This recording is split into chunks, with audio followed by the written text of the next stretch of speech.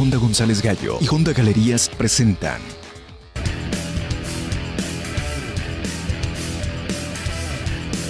Muy buenas tardes, amigos, bienvenidos a Auto Estéreo, un placer como siempre saludarlos. Hoy les vamos a platicar sobre el estado de la industria automotriz mexicana en 2016, un poquito las previsiones de 2017 y vamos a hablar también específicamente sobre Jalisco en ese contexto. Iniciamos.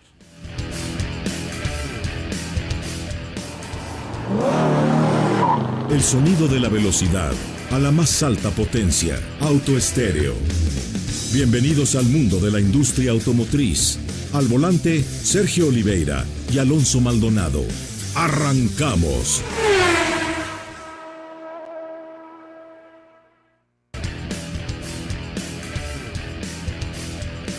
Muy buenas tardes, amigos, bienvenidos a Auto Estéreo, un gusto saludarlos como siempre.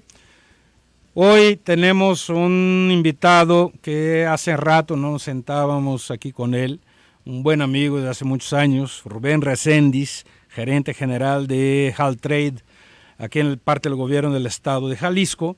Pero Rubén fue durante mucho tiempo un protagonista de la industria automotriz mexicana, ¿no? Trabajó muchos años en Honda de México, aquí en El Salto, junto a las autoridades. Se conoce como pocos los movimientos dentro de esa industria. Y por lo que estamos viviendo, me pareció extremadamente importante contar con la opinión de alguien con la experiencia y los conocimientos de Rubén. Rubén, muchísimas gracias por atender la invitación, sobre todo con tan poca antelación. Y bienvenido, feliz año. Igualmente, muchas gracias, Sergio, por la invitación. Y aquí estamos a tus órdenes. Muchas gracias, Rubén. Oye, tuvimos un año de 2016, ya con los números cerrados, ¿no?, en la industria, 1.603.000 unidades, ¿no? Cifra récord. Cifra récord, ¿no? Y récord sobre récord, y ya hubiéramos querido eso en tu época en Honda de México, ¿no? Sí. Pero mira, qué bueno que la industria está creciendo en esta parte y bueno, hay varias razones por las que creció la industria de esa manera, ¿no? Se atribuye básicamente, Rubén, y corrígeme si estoy mal o añade lo que te parezca, algo que te pueda parecer más importante, el control en la importación que era antes indiscriminada de vehículos usados desde Estados Unidos, ¿no? La mayor facilidad de financiamiento, tasas un poquito mejores también. Digamos, ese sería el cóctel que propició ese récord en 2016.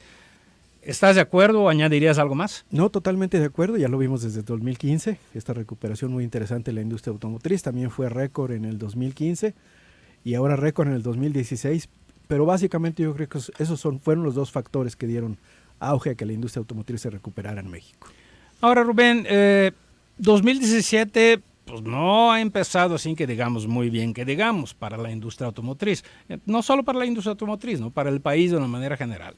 El aumento de las gasolinas, ¿no?, del que sabemos que el gobernador de Jalisco no está en favor, a pesar de ser parte del mismo partido, no está en favor de eso. Por lo menos he leído declaraciones al respecto. No pido que tu opinión al respecto de eso, por supuesto, ¿no? Pero tuvimos eso. Luego tuvimos la cancelación de la construcción, que ya estaba en andamiento, la construcción de una fábrica de Ford Motor Company en San Luis Potosí, ¿no? Y tenemos ahí a un presidente electo de Estados Unidos, Donald Trump, haciendo todo lo que puede para frenar ese tipo de inversiones extranjeras en México.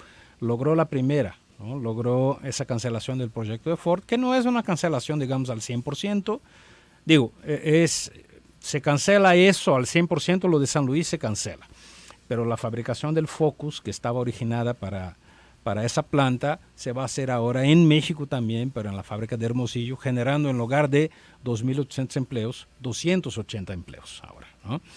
Y hoy el mismo Trump pone en su cuenta de Twitter que Toyota también está construyendo una planta para fabricar el Corolla. Se equivoca de lugar, ¿no? Dice que es Baja California cuando Sí. es Guanajuato. Sí, así es, totalmente. Y dice que no lo va a permitir, que si construye aquí va a tener que pagar muchos impuestos allá. ¿Cuál es tu visión particular de la industria mexicana para 2017? De la que escuché optimismo de los protagonistas de ella, incluso después de la elección de Donald Trump, pero un optimismo, digamos, con cierta precaución. Ahora, después de ese tema de Ford, después de los tweets de Trump para General Motors y para Toyota, tal vez las cosas sean un poquito diferentes. ¿Cuál es tu opinión? Mira, hay dos cosas interesantes que ha dicho este señor. Una es que quiere acabar con el TLC, con el Tratado de Libre Comercio, y la otra es precisamente poner aranceles del 35% a la exportación de automóviles o la importación de automóviles en Estados Unidos. Bueno, el TLC efectivamente lo puede acabar. Efectivamente, él tiene, a partir de que tome posesión, 6 meses desde el punto de vista legal para acabar el Tratado de Libre Comercio. Acabar o, digamos, o que él salga, ¿no? O modificarlo, ¿verdad? Que quedara, digamos, México y Canadá o hubiera modificaciones. Así es, ¿no? O revisarlo, ¿verdad? Pues, todo apunta a que habrá una revisión muy exhaustiva de él, pero que se mantendría. Pero bueno, lo que él le ha ofrecido al electorado estadounidense es la generación de empleos o recuperar los empleos que se perdieron. Ya le ha expresado que no está de acuerdo en que las plantas se instalen en México en deterioro de la generación de empleos en Estados Unidos. Bueno, también la parte de poner aranceles es una facultad del presidente. Él puede poner el 35%, el 40%, el impuesto que él quiera lo puede hacer. Nada más porque, que... perdón, déjame interrumpir un poquito ahí. Hay mucha gente, he leído muchos análisis diciendo, no, es que él no lo puede hacer, necesita que el Congreso apruebe, etcétera, etcétera. ¿No es así? O sea, no, sí tiene el poder de hacer. Tiene facultad para poner aranceles, efectivamente, así es. Claro, tendría que enfrentar también una serie de consecuencias porque Estados Unidos está afiliado a la Organización Mundial de Comercio y hay una serie ahí de cosas que se podrían hacer desde el punto de vista legal también. Pero bueno, vamos pensando que él le pusiera el 35% a los automóviles que se fabrican en México. Una cosa es el vehículo como tal, pero también, Sergio, tú lo sabes muy bien, el tema de las autopartes. La fabricación de las autopartes no tiene mucha relación con la fábrica donde se produce el automóvil. Claro. ¿Sí? Estas autopartes vienen de muchísimas partes del mundo, de diferentes países, de diferentes plantas, porque así le conviene a la industria automotriz.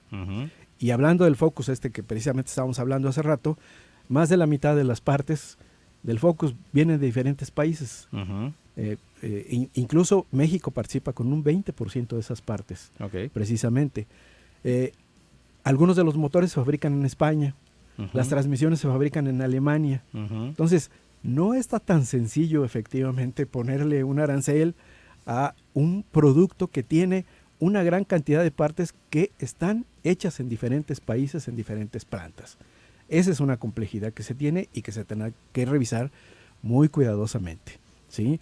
Ahora, estas partes se fabrican pues por conveniencia de las plantas, porque lo que buscan todas las plantas es reducir costos. Claro. El tema de la industria automotriz es costos. ¿Dónde puedo ser más competitivo precisamente para fabricar un vehículo? Y por eso lo estaban haciendo en México. Y por eso lo estaban haciendo en México y en otros países.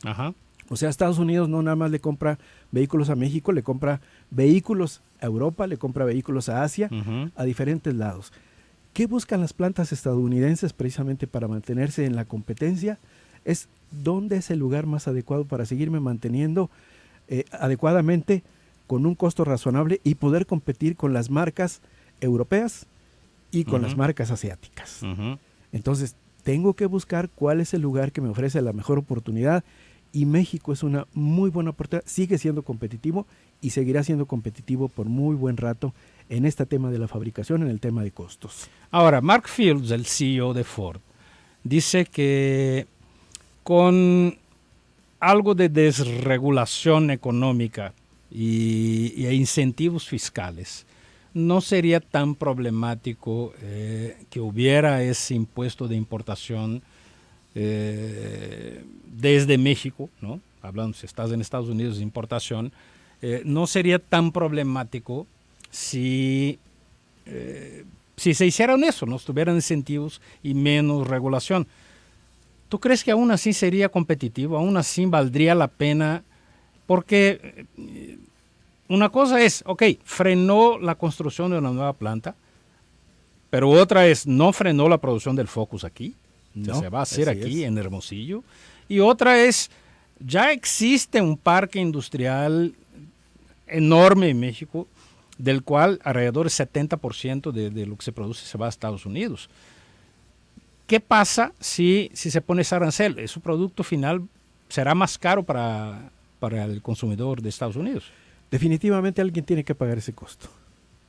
Y ese costo pues lo va a pagar el consumidor estadounidense. Uh-huh. No va a estar muy de acuerdo en que así sea, porque finalmente los productos que se realizan en diferentes partes del mundo y se venden en Estados Unidos, pues es por alguna razón. Uh-huh. ¿Sí? Es porque el público estadounidense tiene preferencia por una marca, tiene preferencia por un automóvil, tiene preferencia por el equipamiento, por las condiciones del vehículo, etcétera, etcétera. Uh-huh. Puede ser que al principio repercuta efectivamente esta situación y disminuyan las ventas, Uh-huh. pero una vez que se vaya sentando, que una vez que vaya madurando todo este proceso, pues seguramente al consumidor no le vas a decir dónde compre su automóvil. Uh-huh. Creo que aun cuando se establezca la política de consume lo hecho en Estados Unidos, Uh-huh. no va a ser tan sencillo. Finalmente, el que manda al final de cuentas es el consumidor. Claro. Y por otro lado, también yo creo que como un objetivo, como un reto para las plantas en México, es otra vez, vuelvo al tema de costos. Uh-huh. Tendrías que ajustar aún más tus costos, efectivamente, para que no te afecte tan fuerte el arancel que se le ponga al vehículo. Vamos viendo el tema de partes, ¿verdad? Ese es otro tema que no resulta tan sencillo el análisis. Y ese tema de partes, quiero platicar sobre él contigo. Estamos a punto de ir a un corte comercial. Cuando regresemos quiero platicar sobre ese tema específico, porque Jalisco es un estado protagonista en ese sentido, mucho gracias al trabajo de Haltrade y al tuyo en particular. Pero quiero dejarte al aire una pregunta para cuando regresemos de un corte. Mucha gente dice que Ford cedió a presiones de Donald Trump. Yo creo que así fue. No creo en el discurso oficial que fue por cuestiones de mercado, que ya no hay tanta demanda por el Focus. Yo creo que el principal motivo fue presiones políticas por parte de Donald Trump. Ahora, mucha gente piensa, es que Ford cedió porque es una empresa americana, pero Toyota no va a ceder porque es una empresa japonesa.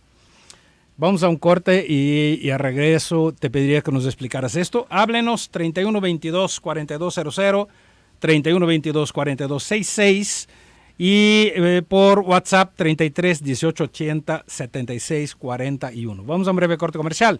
Ahorita regresamos con más aquí en Auto Estéreo.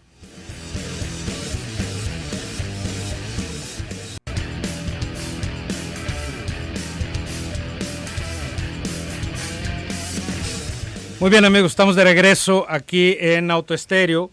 Sigo platicando con Rubén Reséndiz. Rubén es gerente general de Haltrade, parte del gobierno del estado de Jalisco. Y estábamos, antes de ir al corte, le pregunté por Toyota, ¿no? Porque si bien Ford aparentemente cedió a la presión de Donald Trump para cancelar la construcción de su fábrica aquí en San Luis Potosí, hoy un tuit de Donald Trump ataca a Toyota y dice lo mismo, ¿no? Amenazando que si va a construir aquí y va a mandar a Estados Unidos, va a pagar un arancel muy fuerte. Ford es estadounidense, cedió, Toyota es japonesa. ¿Tú crees que ceda? ¿Tú que conoces tan bien a los japoneses, Rubén? Mira, Toyota se tardó muchos años en tomar la decisión de venirse a México. Esta decisión la traía ya hace bastante tiempo y por diferentes razones, desde la crisis del 2008, que les pegó muy fuerte, luego aquel problema que tuvieron con los aceleradores, luego todo Tailandia. Eso, Tailandia fue retrasando la decisión. Finalmente ya están aquí y esto pues llevó mucho tiempo. No es fácil tomar una decisión ahora en contrario porque el consejo de administración de este tipo de plantas es... Pues yo entiendo que en Toyota son como 70 personas y todos tienen que estar de acuerdo para tomar una decisión. Si una persona de ellos no está de acuerdo, no se toma esa decisión. Entonces, bueno, tendrían que regresar precisamente a meditar esta situación y analizarla y te aseguro que lo van a hacer. Pero ¿Cuál puede ser la solución? Yo encontraría, finalmente tenemos unos costos operacionales de producción en México. Estos costos operacionales son muy adecuados, muy apropiados para la industria. Yo creo que eso también se tendría que revisar precisamente para tratar de minimizar el impacto que pudiera tener ese 35% que se habla tan famoso, ya se ha vuelto muy famoso, ese 35%, para buscar cómo reducirlo a su mínima expresión y que la afectación sea lo menos posible. Yo haría eso como planta. Haría un análisis, apenas se está estableciendo. Ellos están empezando, incluso si suspendieran el proyecto, pues les saldría muy barato porque apenas empezaron a limpiar la tierra, ¿verdad? Sí. Claro, por supuesto, el gobierno del estado de Guanajuato compró el terreno y eso ya le costó un dinerito por ahí que a lo mejor habría que recuperar, como es el caso de lo que está sucediendo en San Luis Potosí con Ford. Pero sí les saldría más barato en este momento cancelar el proyecto. Pero yo creo que el Consejo lo va a analizar muy bien, lo van a meditar muy bien y finalmente van a tomar una decisión. Pero digo, dentro de una planta juegas mucho con el tema de costos. Juegas mucho tiempo con los márgenes de utilidad y juegas también con los precios de tus proveedores, ¿sí? Que también pues ahí muchas veces también les tienes que apretar a los proveedores para llegar a ese costo y te veas lo menos afectado posible. Ahora, también está el tema de las autopartes. Y aquí Jalisco nos interesa mucho, Rubén, porque el parque de proveeduría de la industria automotriz, sobre todo en la zona de Lagos de Moreno, ha crecido mucho, ¿no? ¿Cómo ves ese aspecto del negocio? ¿Las autopartes hechas aquí y exportadas eventualmente a Estados Unidos también serían tasadas con 35%? Buena pregunta. Buena pregunta. Él ha hablado de los automóviles como producto terminado. Pero creo que no tiene conocimiento precisamente esto que platicábamos al principio del programa, que las partes vienen de diferentes partes del mundo. Y entonces las partes hechas incluyendo en México, de Estados Unidos. Incluyendo de Estados Unidos, que es una buena cantidad. ¿También las va a tasar?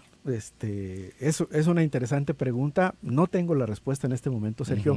Yo lo veo complicado. Esto no está tan fácil, no está tan sencillo. Esto tendría que llevar mucho más tiempo para que sucediera, porque además hay que hacer un análisis de cada vehículo, cada parte, cada componente, de dónde viene exactamente, y entonces decir, a ver, estos sí y estos no.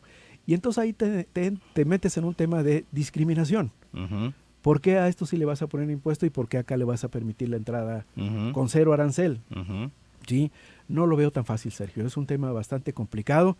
Y simplemente como dato, yo creo que vale la pena mencionar que nosotros el año pasado exportamos a Estados Unidos, a las fábricas estadounidenses y canadienses, $29,000 millones en partes. 29 mil millones de dólares de partes. Estás hablando del México como país. Como país, sí, pero perdón, eso viene de Estados Unidos y de Canadá, perdón, ¿sí? $29,000 millones. Y nosotros les vendimos $61,000 millones. Y aquí o sea, mandamos más o menos el doble de lo que importamos. Mandamos más. Que es un tema yo creo que importante, pero yo creo que este señor no se ha dado cuenta y más vale no abrirle los ojos también en este tema, ¿verdad? Porque una buena parte de los 1,300 proveedores instalados en México, más o menos, son estadounidenses. Un tercio de esos proveedores son estadounidenses. Wow. Entonces es interesante esa clase de números, pero también lo que he estado observando, Sergio, es que los propios proveedores estadounidenses están buscando acercarse precisamente a los centros de producción como México. O sea, se están viniendo hacia México precisamente buscando bajar costos y estar cerca de posibles clientes, o sea, hacer más negocio, no solamente con la industria automotriz, sino también con otros proveedores de diferentes tamaños. Hace mucho más sentido, ¿no? Ya estoy hablando de japoneses y de europeos, ¿verdad? Ellos están buscando negocio. Entonces, ¿cómo paras ese tipo de movimiento en donde la cadena de suministro de autopartes va y viene por todos lados? O sea, no es un tema sencillo, ¿no? No es nada sencillo. Ahora, como siempre el tiempo se nos viene, nos queda poco más de 2 minutos para terminar el programa, Rubén, y no me gustaría despedirme sin que mencionaras un pedacito de la carta que manda el presidente de Foxconn, ¿no?